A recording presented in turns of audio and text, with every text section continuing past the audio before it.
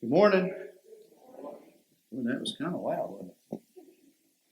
Make sure you're awake.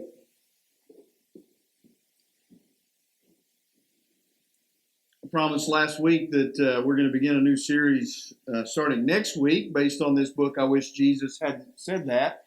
The focus of that particular series is focused. The idea here is that Jesus said some things that are really hard, not hard to understand, right?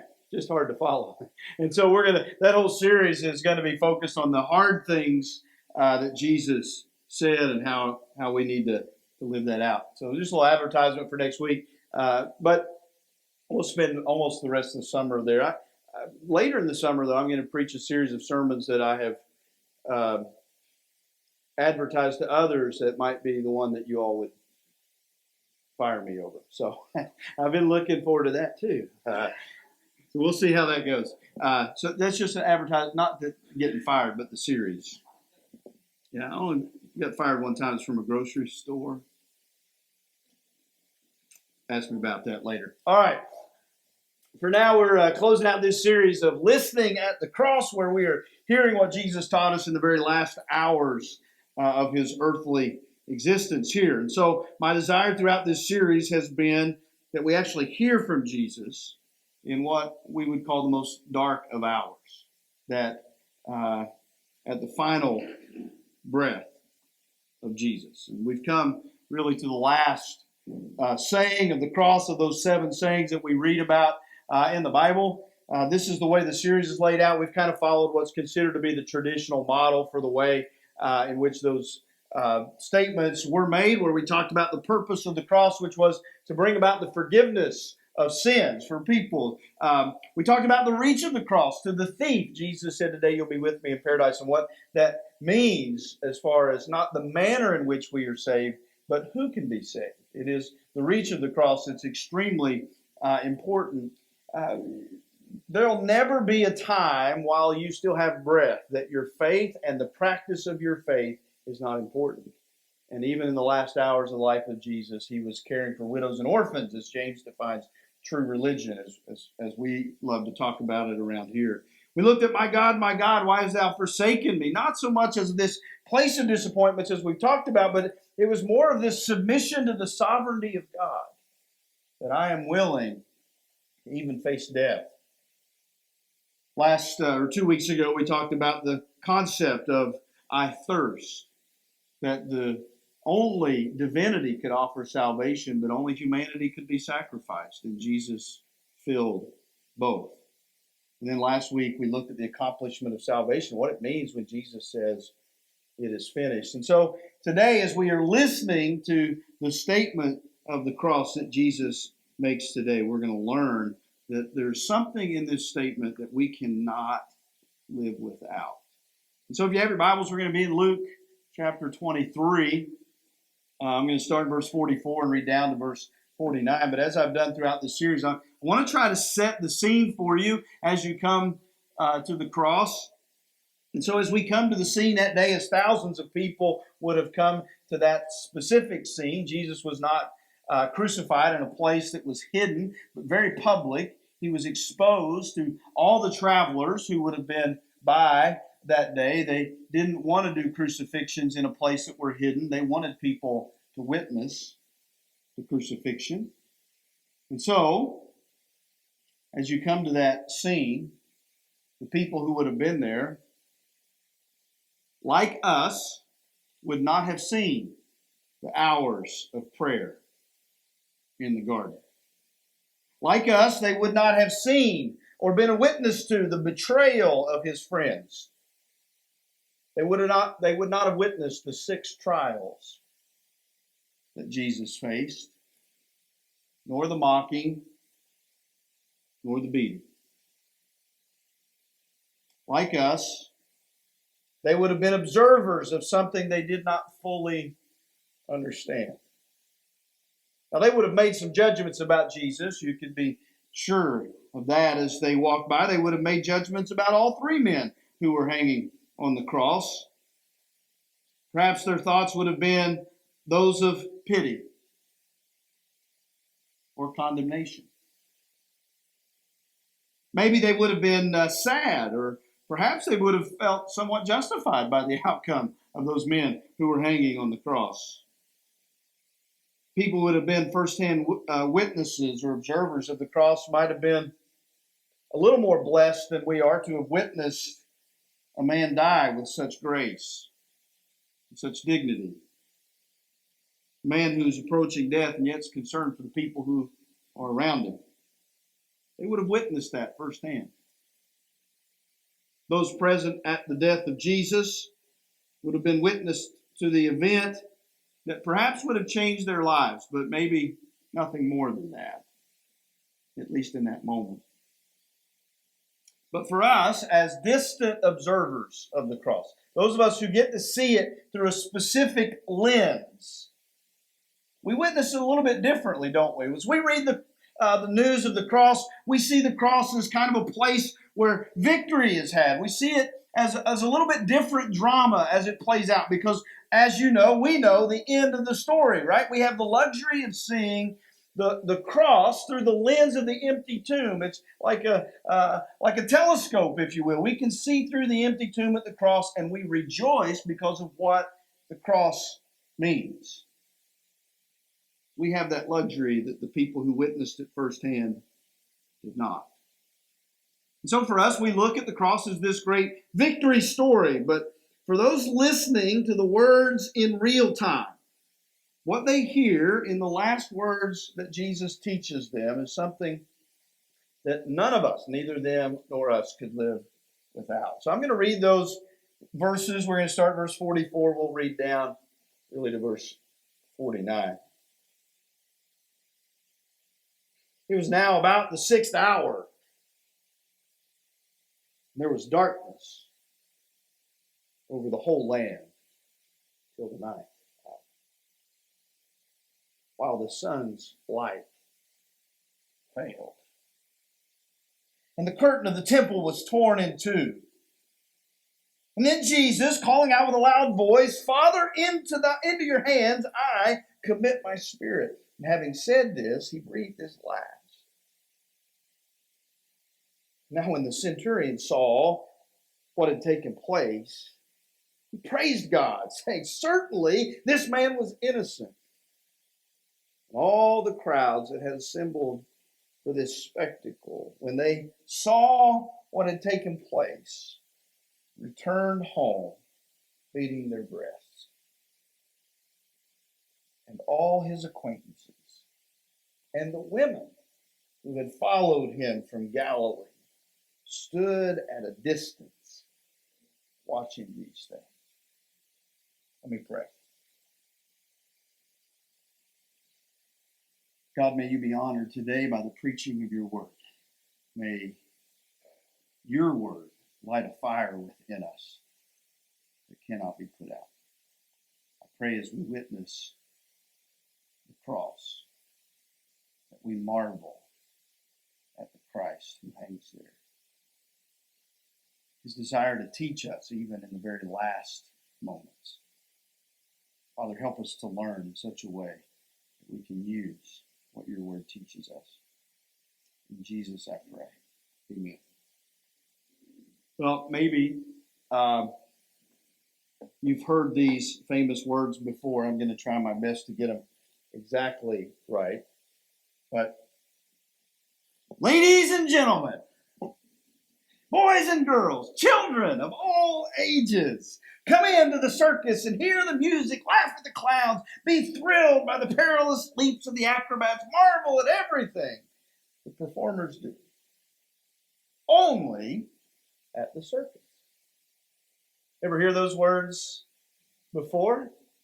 Well, if you were an entertainment-starved young lad in the barnstorming days of the circus here in the United States, those words would have brought chills to you. It would have been an excitement that you couldn't stand. You know, you'd have to go and see it. It was, if the circus did anything right, it marketed itself to a culture that was starving for something to see. Now, there are a couple of things you probably never associate with one another. And that is the crucifixion and a circus. But buried in the language that Peter uses is a word that perhaps you may have overlooked. It's the word spectacle. Luke doesn't use this word haphazardly.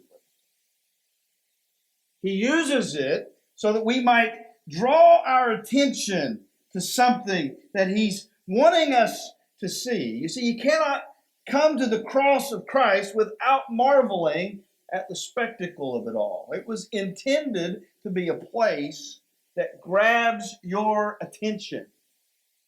And so, the phrases that Luke uses, did you catch them as we read? The sun's light failed. It wasn't just that it was dark. Luke says, no, the light of the sun had failed to do its job, to illuminate around us. He uses the phrase, the curtain was torn in two. It's a very vivid explanation of what was taking place a mile or so away from where Jesus was dying. That curtain didn't just fall apart, it was torn from top to bottom. Luke's driving home a point. He says a couple of things about the people who were there. First of all, the centurion, this pagan man, stands at the cross and praises a God he may have only heard of before for the way in which Jesus died. And then those people who witnessed the cross went home beating their breasts. They were torn, really, by what they had just witnessed on the cross. And then he paints this kind of last picture, if you will. Those people who followed Jesus, his disciples who were there, stood at a distance, almost like they were silent observers. They were in awe of what they were witnessing in front of them. All the stuff that had happened with Jesus, they stood at a distance and just watched. It's almost as if, as we are reading this, we are drawn to the story of the people who were there witnessing the spectacle. Something is certain about what we see is the intention that Luke uses to the words that Jesus says at the end. It's that last phrase, into thy hands I commit my spirit. He adds the word Father there. We'll talk about maybe in a bit. But it's intended to teach us something. Jesus didn't just use random words when he was on the cross. In fact, many of the words that he uses, like, my God, why hast thou forsaken me, is actually a quote from the Psalms. If you remember, we looked at that. And this phrase, into thy hands, or into your hands, I commit my spirit, is also a quote from the Psalms. It's Psalm 31 to be exact. And I want to read the first 5 verses where it's found, and then I'll read down a little bit further to give you the entire feeling of this particular psalm. But the psalmist writes this: in you, O Lord, I have taken refuge. Let me never be ashamed. In your righteousness, deliver me. Incline your ear to me. Rescue me quickly. Be to me a rock of strength, a stronghold to save me. For you are my rock and my fortress. For your name's sake, you will lead me and guide me. You will pull me out of the net which they have secretly laid for me. For you are my strength. Into your hand I commit my spirit. You have ransomed me, O Lord, God of truth. See, Jesus, even in the very last of moments, is pointing us towards something specific. Now, the psalm is much longer, but it's a psalm that's intended to teach us about trusting God when you have given everything over to him, to surrender the outcome in his hands. Now, I want you to notice the psalm continues and start going back down to, oh, mercy. Listen, there we go. Verse 12. Jesus says, the psalmist says, I am forgotten as a dead man, out of mind. I am like a broken vessel. For I have heard the slander of many, terrors on every side. While they took counsel together against me, they schemed to take away my life. But as for me, I trust in you, O Lord. I say, you are my God. My times are in your hand. Deliver me from the hand of my enemies and from those who persecute me. You have a homework assignment. Go home and read the rest of that particular psalm. It's a great psalm, but the psalm is designed to convey trust. In fact, it was taught to children as a bedtime prayer. You all probably taught something similar, right? Now I lay me down to sleep. Pray the Lord my soul to keep, and if I die before I wake, I pray the Lord my soul to take. That's what this psalm is. It's a bedtime psalm. It was a psalm that mothers would teach their children to say, if I die in my sleep, into thy hands I commit my spirit. It's what Jesus is conveying to the audience that's important. Trust the Lord, the outcome. It's pretty powerful psalm. It's a very powerful phrase. Into thy hands, or into your hands, I commit my spirit. It leads us to the one big thing that we're going to try to focus on for just a bit this morning, and it's the idea that the trust of the Christ is the attraction of the cross. I know you're thinking there's a lot of other things there at the cross that should draw us, the things that Jesus said, and we'll probably review those in just a bit. But when we look at the cross, we need to see not so much the resurrection first. It is so hard for us to read the story of the cross without thinking the resurrection. I get it. But what we should see when we look at the cross is the trust that Jesus has about the results of the plan that has been put in place. And Luke's gospel is here drawing our attention towards the ultimate trust that's on full display in Jesus when it comes to his death. He turns himself over to something he didn't necessarily want to turn himself over to. If you remember the prayer in the garden, let this cup pass from me. Nevertheless, not my will, but thine be done. It is a moment of absolute trust. You cannot get any more trustworthy than in this moment of death. It's a powerful phrase. It's designed to teach us that we cannot live without trust. Not just trust in one another, but even to the point of death, we have to trust in the outcome of our faith. In this moment, Jesus is teaching those who will hear the words of the cross to trust, even the most horrific way of dying. Dave mentioned this passage a little earlier, but in Philippians chapter 2, I want you to notice the phrase Paul uses. Speaking of Jesus, but he emptied himself by taking the form of a servant, being born in the likeness of men, and being found in human form. He humbled himself, became obedient to death, became obedient to the point of death. Now notice the phrase, even death on the cross. Death, by the way, is not a pretty thing, even in the best of circumstances. But Paul says, even death on the cross. Did you know that the cross is a teaching tool? Oh, we learn faith there, right? We look at the cross for our faith. The Romans designed it specifically to teach. Not the person hanging, his lessons were over, but to the people who would be passing by. You see, the cross was a brutal way to die. It was vindictive. It was a vindictive and punitive and painful, embarrassing, crippling way to set an example for all who would pass by. You could not look at the cross, not just the cross of Jesus, but the cross of the thousands of people that they had murdered without feeling something. It was designed to say to you as you went by, you do not want to die like these men are dying. The cross was to have an impact on all who would see it for the rest of their lives. It's why they would hang crosses or people on crosses in public places. It wasn't done in secret. It was done so that all could see.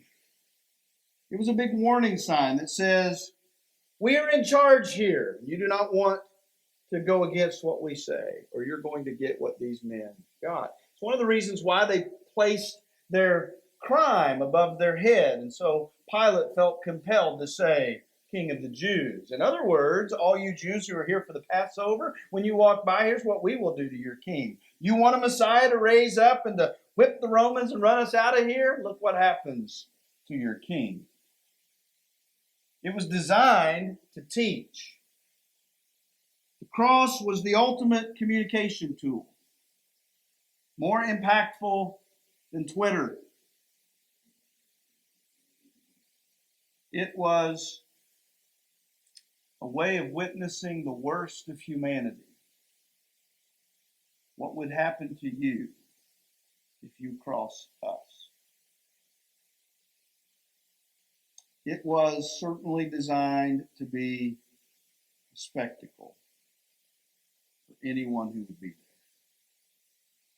And it's exactly what Jesus turned it into. Oh, the Romans designed it as a tool, as a means to communicate with you that you do not want to be as this man is. And yet the way in which Jesus died on the cross was a communication tool that says you want to be like this man. It is the ultimate flip of the script, if you will. Rome designed the cross to teach you not to be like the people who are on it. And Jesus said, no, you're going to be. If you want to go to heaven, you will be like the one hanging here.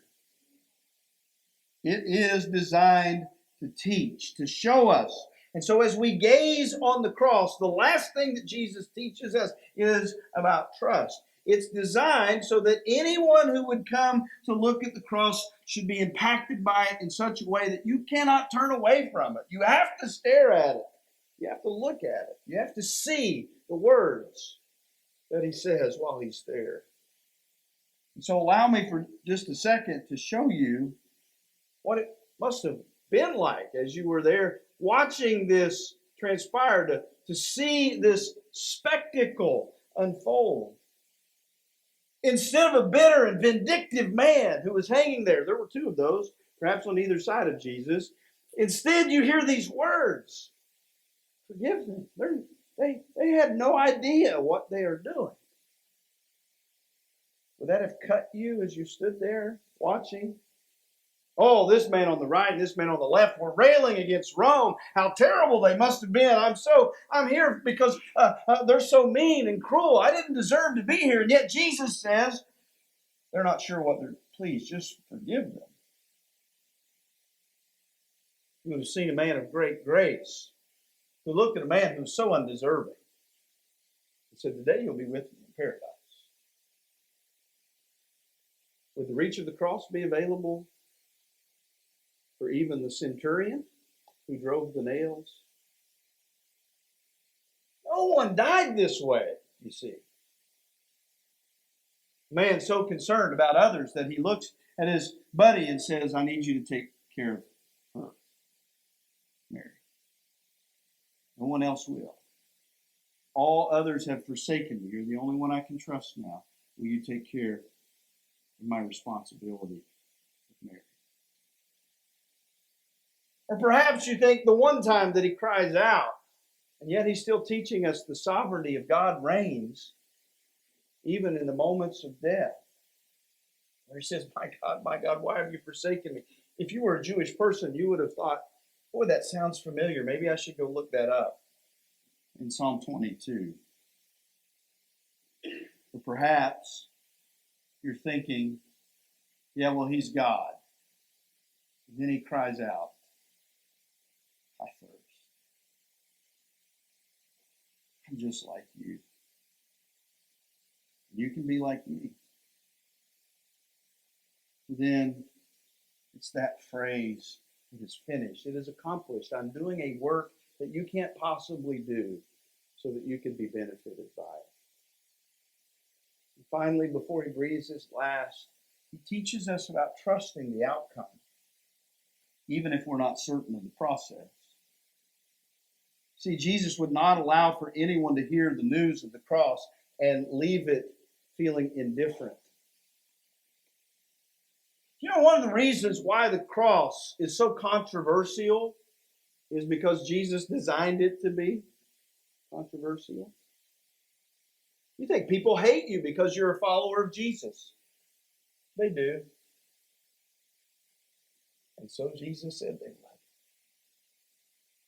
You see, the cross of Jesus, according to 1 Corinthians, was designed to be a stumbling block for some and a trap for others. But to those of us who believe, it is the power of God to save. Jesus did not want you to look at the cross and walk away the same as you were before you approached it. The cross of Christ is designed to make you wrestle with the man who is there. And boy, oh boy, did the centurion wrestle. Can you imagine his spot? Go back to verse 47 for just a second. And now when the centurions saw what had taken place, he praised God, saying, "Certainly this man was innocent." Now, I know you're thinking, this is not really a great confession of faith, and you might be right, it may not be, but I can tell you this, when he stood there and looked, he knew that the man they put on the tree was the wrong man.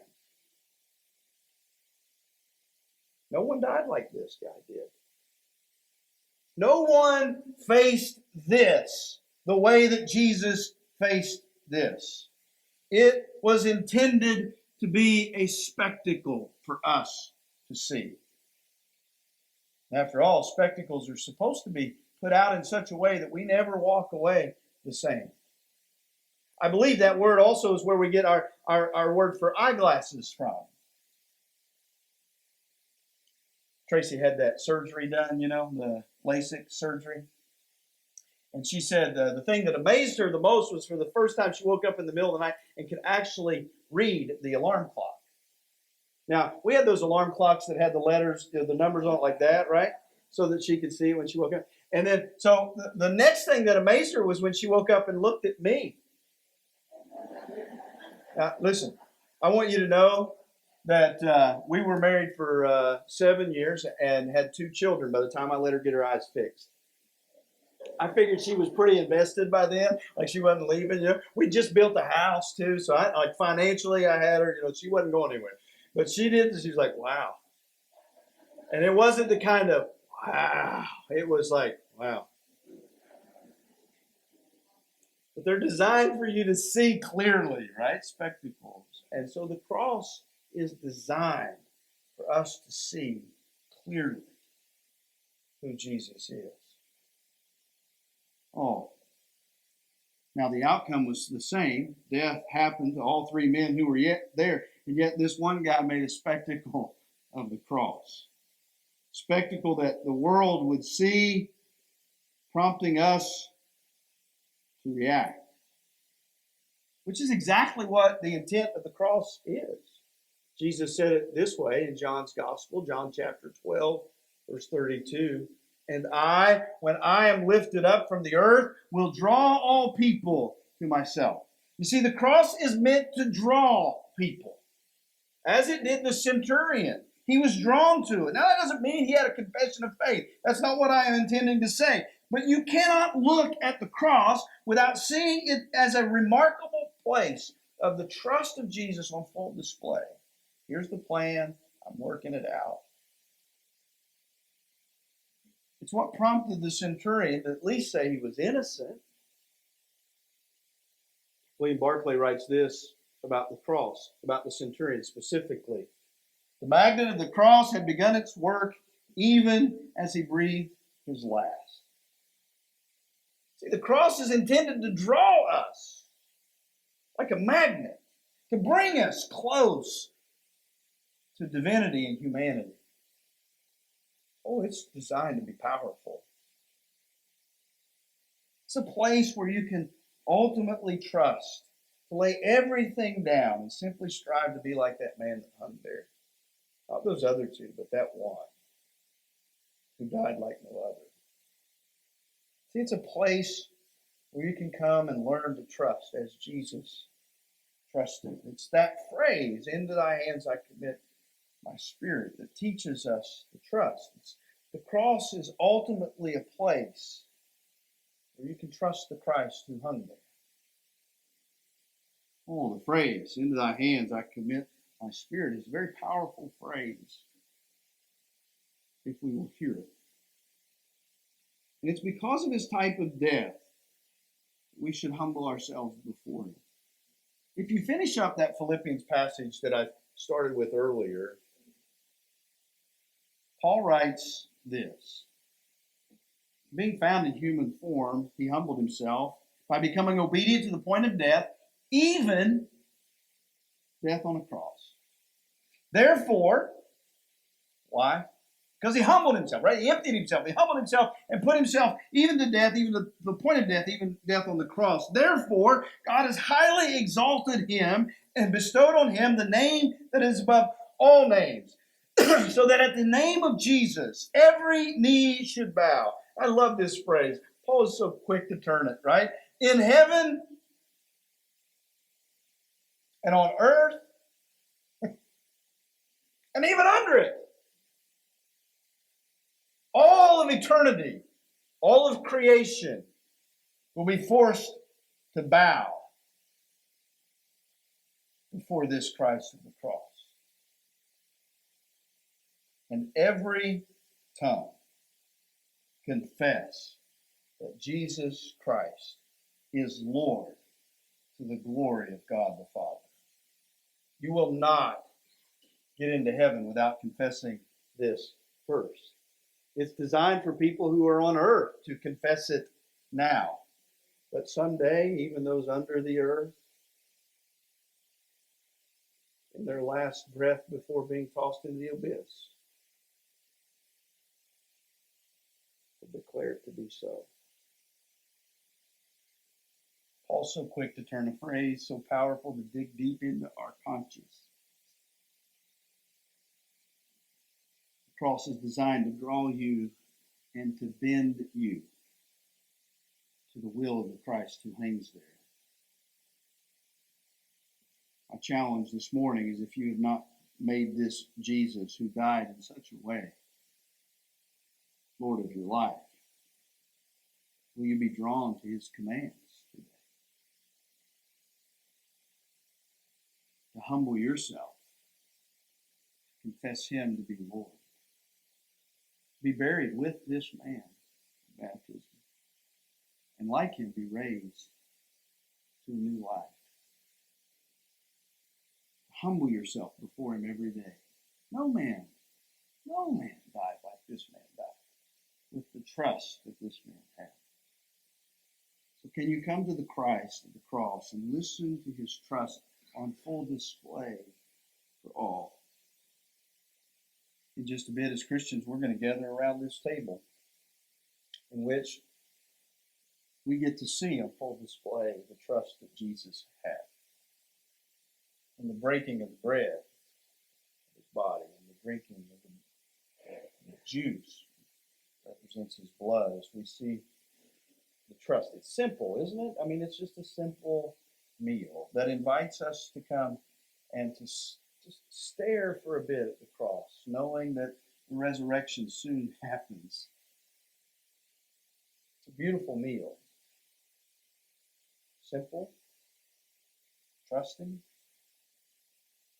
humbling, powerful, spectacle, just like the cross. Today, if you've never kneeled before him, we want to invite you to come and to do that. I'm going to ask that you stand, and I'm going to pray. We're going to sing a song. If you have a decision to make, I'll be down front here to receive you in that decision.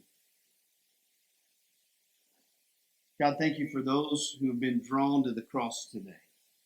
I pray as we stare at the Christ of the cross, that we learn to listen to his words, to know that he died for us, that he accomplished what we could never accomplish on our own. I pray that we come to trust him today. Trust him enough to obey his words. God, if there are those here today who've never confessed the name of Jesus as Lord, who've never humbled themselves to the commands of baptism, that today is the day they do so. as they are drawn to the cross. I pray this in the name that will be above every name for all eternity. His name is Jesus. Amen.